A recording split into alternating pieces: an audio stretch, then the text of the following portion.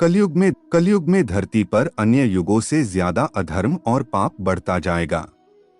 कलयुग में मनुष्य अपने कर्मों का फल भोगते हुए और बेमौसम बारिश, आंधी, तूफान, जल संकट का सामना करेंगे। हिंदू शास्त्रों के अनुसार अब तक 3 युग, सतयुग, त्रेतायुग और द्वापर युग बीत चुके हैं।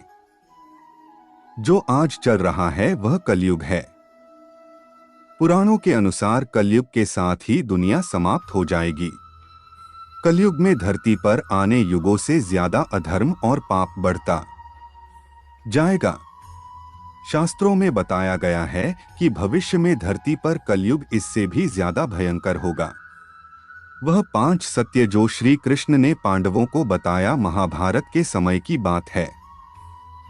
पांचों पांडवों ने भगवान श्री कृष्ण से कलयुग के बारे में चर्चा की और कलयुग के बारे में विस्तार से पूछा और जानने की इच्छा जाहिर की कि कलयुग में मनुष्य कैसा होगा, उसके व्यवहार कैसे होंगे और उसे मोक्ष कैसे प्राप्त होगा। इन्हीं प्रश्नों का उत्तर देने के लिए भगवान श्री कृष्ण कहते हैं, तुम पांचों भाई वन में जाओ और जो भी दिखे वह आकर मुझे बताओ, मैं तुम्हें उसका प्रभाव बताऊंगा। पांचों भाई वन में गए। युधिष्ठिर महाराज ने देखा कि किसी हाथी की 2 सौंड है। यह देखकर आश्चर्य का पालना रहा।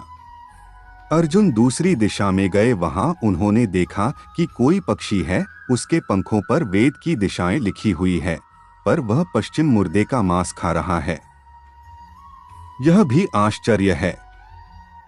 भीम ने तीसरा आश्चर्य देखा कि गाय अपने बछड़े को इतना चाटती है, बछड़ा लहूलुहान हो जाता है। सहदेव ने चौथा आश्चर्य देखा कि 6 से 7 हुए हैं और आसपास के कुओं में पानी है, किंतु बीच का कुआं खाली है। बीच का कुआं गहरा है, फिर भी पानी नहीं है।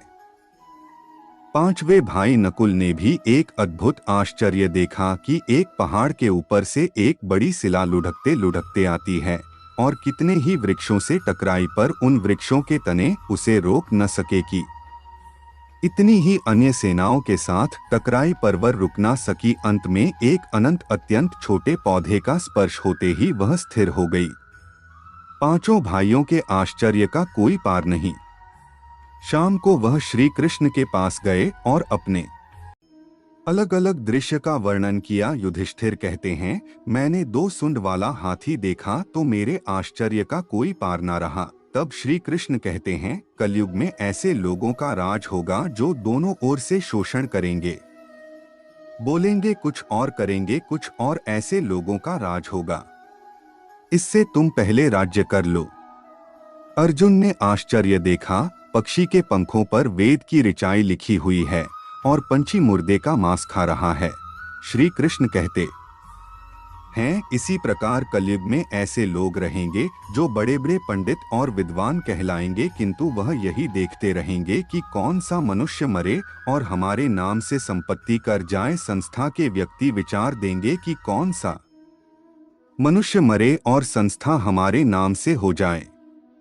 हर जाति धर्म के प्रमुख पद पर बैठे विचार करेंगे कि कब किसका श्राद्ध हो। चाहे कितने भी बड़े लोग होंगे, किंतु उनकी दृष्टि तो धन के ऊपर, मांस के ऊपर ही रहेगी। ऐसे लोगों की बहुतायत होगी जो परधन को हरने और छिलने को आतुर होंगे और कोई कोई विरला ही संत पुरुष होगा। भीम ने तीसरा आश्चर्य देखा, गाय अपने बछड़े को इतना चाहती है, बछड़ा लहूलुहान हो जाता है। श्री कृष्ण कहते हैं, कलयुग का आदमी शिशुपाल हो जाएगा। बालकों के लिए इतनी ममता करेगा कि उन्हें अपने विकास का अवसर ही नहीं मिलेगा। किसी का बेटा घर छोड़कर साधु बनेगा तो हजारों व्यक्ति दर्शन करेंगे, किंतु यदि अपना बेटा साधु बनता होगा तो रोएंगे कि मेरे बेटे का क्या होगा। इतनी सारी ममता होगी कि उसे मोह माया और परिवार में ही बांध कर रखेंगे और उसका जीवन वहीं खत्म हो जाएगा। अंत में बेचारा अनाथ होकर मरेगा। वास्तव में लड़के तुम्हारे नहीं हैं, वह तो बहुओं की अमानत है। लड़कियां जमाईओं की अमानत है और तुम्हारा यह शरीर मृत्यु की अमानत है। तुम्हारी आत्मा परमात्मा की अमानत है। तुम अपने शाश्वत संबंध को जान लो बस। सहदेव ने चौथा आश्चर्य देखा। 5 से 7 भरे कुआं के बीच का कुआं एकदम खाली है। कृष्ण कहते हैं, कलयुग में लोग व्यर्थ का धन लूटा देंगे, परंतु पड़ोस में यदि कोई भूखा प्यासा होगा तो या नहीं देखेंगे कि उसका पेट भरा है या नहीं। दूसरी और मौज मौज में शराब कबाब और व्यसन में पैसे उड़ा देंगे, किंतु किसी के 2 आंसू पोंछने में उनकी रुचि ना होगी। और जिनकी रुचि होगी ऊपर कलयुग का प्रभाव नहीं होगा, उन पर भगवान का प्रभाव होगा। नकुल ने 5वां आश्चर्य देखा।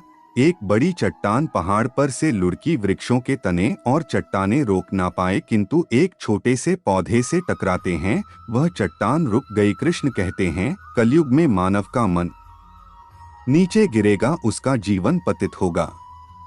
यह प्रतीत जीवन धन की शिलाओं से नहीं रुकेगा, नहीं सत्ता के वृक्षों से रुकेगा, किंतु हरि नाम के एक छोटे से पौधे से, हरि कीर्तन के छोटे से पौधे से मनुष्य जीवन का पतन होना रुक जाएगा। कलयुग के 5 सत्य है जो श्री कृष्ण ने पांडवों को बताया था। आप इसका प्रभाव वर्तमान समय में अपने जीवन में तथा आस पड़ोस में हर जगह देख सकते हैं।